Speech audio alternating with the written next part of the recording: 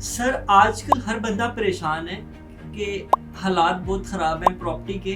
हमें इन्वेस्टमेंट करनी चाहिए या नहीं करनी चाहिए, इसमें आपका क्या ख्याल है? बिल्कुल, ये एक बड़ा कॉमन और अजीब सा सवाल है। मैं अजीब इसलिए कह रहा हूँ क्योंकि जिन लोगों ने चीज़ ख़रीदनी है वो ये चीज़ क्यों कह रहे हैं। मतलब मिसाल के तौर पे आज आपके पास 5 मरले का प्लॉट आपको किसी अच्छी सोसाइटी में 50 लाख का मिल रहा है और आप उसको आज ख़रीदेंगे या आप उसको हालात अच्छे आने का वेट करेंगे जब वही 5 मरले का प्लॉट जो है वो 70 से 80 लाख में चला जाए तब आप उसको ख़रीदेंगे।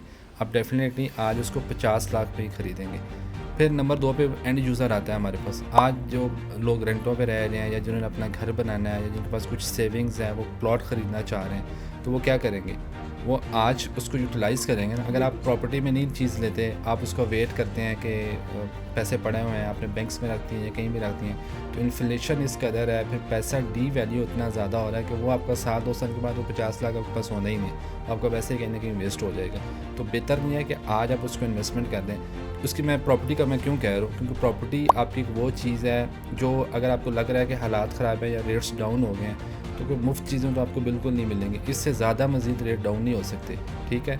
तो आपको वो ख़तरा नहीं है कि मैं कोई बहुत ज़्यादा लॉस में चला जाऊँगा। सेकंड ये है कि आपकी एक एसेट है या कोई ऐसा कोई चोरी नहीं होने वाला। आप इसको साल 2 साल या 3 साल रखेंगे, एक मैच्योर सोसाइटी साल 2 साल 3 साल किसी भी जगह के ऊपर हो, एंड यूज़र हमेशा मार्केट में रहता है, उसकी हमेशा डिमांड रहती है और आपकी वो प्रॉपर्टी जो है वो ऑटोमेटिकली ऊपर जाना शुरू हो जाती है। तो ये क्वेश्चन बनता ही नहीं है। अगर आपको लग रहा है कि अभी हालात ख़राब हैं, तो यही तो बेस्ट टाइम है चीज़ को ख़रीदने का। आप उसको कब ख़रीदेंगे, मतलब क्यों वेट कर रहे हैं इस चीज़ का? हाँ, जो सेलर है, अगर हम उनको भी यही चीज़ कहते हैं कि आपके रेट्स डाउन हो गए हैं, तो सेलर के लिए भी ये बेहतरीन है कि अगर आप उसको होल्डिंग पावर आपके अंदर है तो आप उसको होल्ड कर लें। अभी बेचना मुनासिब नहीं है। ये चीज़ हम कहते हैं, हम ऑन एयर अपनी डिफरेंट वीडियोस में क्लाइंट्स को ये चीज़ गाइड करते रहते हैं कि आप उसको भी होल्ड कर लें, आपके लिए बेहतर है। आप उसको ये सुन के कि मार्केट डाउन होगी, डूब गया, मर गया, सब कुछ लुट गया, आप इसी अफरा तफरी में चीज़ को जल्दी बेचने की कोशिश करेंगे तो आप ही इसका रेट गिरा रहे हैं। आप इसको होल्ड करें, थोड़ा सा टाइम दें, क्योंकि ज़मीन आपका टुकड़ा आपने कहीं भी ख़रीदा है तो आपको वो फ्यूचर में इसका ज़रूर फ़ायदा देगा। तो मज़ीद अब मैं इसलिए ये एनालिसिस कर रहा हूँ क्योंकि हमारा काम जो है वो multiple societies, multiple projects, multiple cities के अंदर है। तो मैं कोई एक सोसाइटी या एक प्रोजेक्ट के ऊपर अपनी राय का इज़हार नहीं कर रहा। जब इतने ज़्यादा मल्टीपल हमारा काम है, हमारे पास मल्टीपल क्लाइंट्स आते हैं, मल्टीपल क्यूरीज आती हैं, मल्टीपल हमारे पास ऑप्शन आगे से अवेलेबल होते हैं, तो हम लोगों को फिर उसके अकॉर्डिंगली गाइड करते हैं। और लोग पता नहीं हमसे ये चीज़ डिस्कस क्यों नहीं करते। अगर वो डिस्कस करें तो हम उनको बताने के लिए तैयार हैं कि कौन सी चीज़ ऐसी है जहाँ पे 6 महीने का इन्वेस्ट करें, साल का करें, 2 साल के लिए करें। इन्वेस्टमेंट लोग एग्रीकल्चर लैंड में कर रहे हैं आजकल, मतलब अजीब चीज़ें ख़रीद लेते हैं। आजकल ट्रेंड आ रहा है रेंटल का। आपके पास अगर आपकी इनकम, या तो आप जितना मर्ज़ी कमा रहे हैं, सोर्स ऑफ इनकम जो है आपके 2 या 3 होने चाहिए। आपके पास कोई पैसा इकट्ठा हो गया है, आप अपना बिज़नेस नहीं कर सकते, आप जॉबियन हैं या आपका एक बिज़नेस चल रहा है, तो आप उसको मल्टीपल में कैसे लेके जा सकते हैं? आप कोई ऐसी प्रॉपर्टी परचेज़ कर लें जहाँ पे आपको उसका कोई रेंटल आना स्टार्ट हो जाए। आप घर ख़रीदें, आप कोई अपार्टमेंट ख़रीदें, कोई शॉप ख़रीदें। अब फिर इसके अंदर भी हम कैटेगराइज़ कर लेते हैं कि अगर आपने कोई प्योर रेंटल के लिए चीज़ ख़रीदनी है तो वो डेफिनेटली कमर्शियल ही है। अगर आप कमर्शियल अफोर्ड नहीं कर सकते, आपके पास 2-2, 3-3 करोड़ की दुकान के पैसे नहीं हैं, तो आप एटलीस्ट अपार्टमेंट ख़रीद लें। आजकल BNB, एयरबीएनबी जो चल रहा है आपका booking.com पे, हर जगह पे है। आप पर डे पे आप अच्छा रेंटल गेन कर सकते हैं। फिर हम सिटीज़ में भी मज़ीद जो है वो फ़िल्टर आउट कर देते हैं। आपके पास मरी एक ऐसा स्पॉट है जहाँ पे साल के 12 महीने वहाँ पे रिक्वायरमेंट होती है। 80% जो भी लोग जाते हैं मरी, उनको इस चीज़ का आइडिया है, ये कोई चीज़ ढकी छुपी नहीं है। आपका वहाँ पे अगर कोई भी अपार्टमेंट या कोई भी चीज़ होगी तो आपको उसका रेंटल मिलता रहेगा। फिर इस तरह लाहौर, इस्लामाबाद, कराची, किसी भी जगह के आप पर मौजूद हैं, तो आप इस तरीके से उसको यूटिलाइज़ कर सकते हैं। देखिए, हम इसलिए कहते हैं कि हम अपने प्लेटफॉर्म से कि हम कंसल्टेंट हैं, हम आपको कंसल्टेंसी देने के लिए तैयार हैं। आपका जो बजट है, जो आपकी रिक्वायरमेंट है, आप हमसे डिस्कस करें। हम हर वीडियोस में अपना नंबर भी मेंशन करते हैं कि आप इस पे कांटेक्ट करें। आपको जो बजट आपका है, जो आपकी रिक्वायरमेंट है, आपको फ्यूचर में कुछ प्लान कर रहे हैं, तो आप एटलीस्ट हमसे डिस्कस कर लें। हम आपको जो है ना वो अच्छे से अच्छा मशवरा देने की कोशिश करेंगे जो आपके लिए बेनिफिशियल भी होगा। जैसे सर आपने अपनी वीडियो में बताया कि आप हमें कंसल्टेंसी प्रोवाइड करेंगे, तो सर इससे एक सवाल होता है कि मार्केट में बहुत से डीलर भी हैं और आप जैसे कंसल्ट कर रहे हैं अबाउट प्रॉपर्टी के, तो इन दोनों में क्या डिफरेंस आता है? अच्छा, ये कंसल्टेंसी का हम इसलिए वर्ड यूज़ करते हैं कि अगर मैं किसी एक सोसाइटी या एक प्रोजेक्ट में चीज़ कर रहा हूँ ना, बड़ी सिंपल सी बात है, मैं कोई भी काम कर रहा हूँ, मैं प्रॉपर्टी की बात नहीं करता, मेरे पास कोई भी प्रोडक्ट है, मेरे पास एक प्रोडक्ट मौजूद है, आप मेरे पास लेने आए हैं चीज़ें, तो एक मैंने जिसके ऊपर इन्वेस्टमेंट की हुई है या जो चीज़ एक है ही मेरे पास चीज़, तो मैं कैसे मुमकिन है कि मैं आपको वो ना कहूँ कि ये बहुत अच्छी है, ये आपको जो है ना वो मिट्टी जो है वो सोना बन जाएगी या आपको सारी ज़िंदगी संवार देगी। मैं डेफ़िनेटली मैं उसी चीज़ की तारीफ़ करूँगा, क्योंकि मेरे पास सेल करने के लिए है ही वही चीज़। अब मैं भूखा तो नहीं मर सकता, जो मैंने चीज़ ख़रीदी हुई है मैंने आपको वो सेल करनी है, उसके मैं कोशिश करूँगा कि मैं आपको उसके कम से कम नेगेटिव पॉइंट्स बताऊँ, मैं आपको उसकी पॉजिटिव चीज़ें ज़्यादा बताऊँगा ताकि मेरी वो चीज़ सेल हो जाए। अब कंसल्टेंसी इस चीज़ में आ जाती है कि मेरे पास देखिए पूरा मेन्यू मौजूद है, मेरे पास मल्टीपल ऑप्शंस हैं।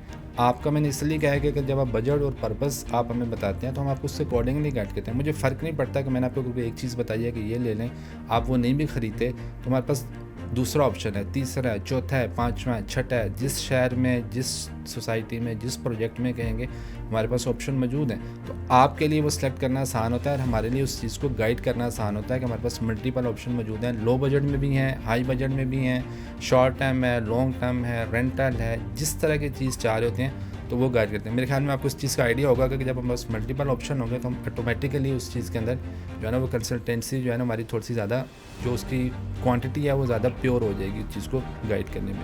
तो बाकी हम कोई क्वेश्चन है किसी का, कोई किसी भी सोसाइटी, किसी भी पाकिस्तान के अंदर, इवन कि हम यूएई के अंदर भी अब काम कर रहे हैं, लोग कहते हैं जी पाकिस्तान के अंदर ही है। एक चीज़ मैं सॉरी और ऐड करूँगा, टैक्सेस का, लोग टैक्सेस का बड़ा कहते हैं जी, टैक्सेस बार बार जो है ना वो गवर्नमेंट अप्लाई करती जा रही है तो हम तो हमारा तो फ़ायदा नहीं होगा, वो चीज़ नहीं होगी। टैक्सेस के वाले से भी मैं एक चीज़ बीच में ऐड कर लूँ कि फिर मैं मिसाल दूंगा कि 5 महीने का प्रोडक्ट अगर 50 लाख रुपए का है, उसके ऊपर अगर टैक्स ऐड हो गया, 5 लाख टैक्स ऐड हो गया। अब मैंने अगर आज जो है ना वो प्रॉपर्टी ख़रीदी है 2024 के अंदर 50 लाख का, 2025 में टैक्सेस डाल डूल के वो 60 लाख की हो जाती है। तो मैं अगर मेरे पास होल्डिंग पावर है और मैंने एक प्योर इन्वेस्टर हूँ तो मैं उसको जब 50 का मैंने ख़रीदा था, 10 उस पर टैक्सेस आ गया, तो मैं कभी भी वो 51 या 52 लाख का नहीं बेचूंगा, मैं पहले 60 लाख अपना वो रिकवर करूँगा और उसके ऊपर मैं प्रॉफिट गेन करूँगा ना। मैंने इन्वेस्टमेंट किया, मैंने पैसा लगाया तो मेरा राइट बनता है उसके ऊपर प्रॉफिट कमाने का, तो मैं ऑटोमेटिकली वो 60 से ऊपर रेट चला जाएगा।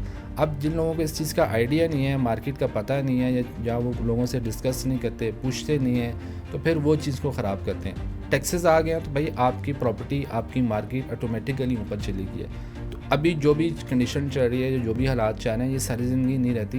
रियल स्टेट का जो सेक्टर है, ये पाकिस्तान की इकोनॉमी में बहुत बड़ा इसका असर है।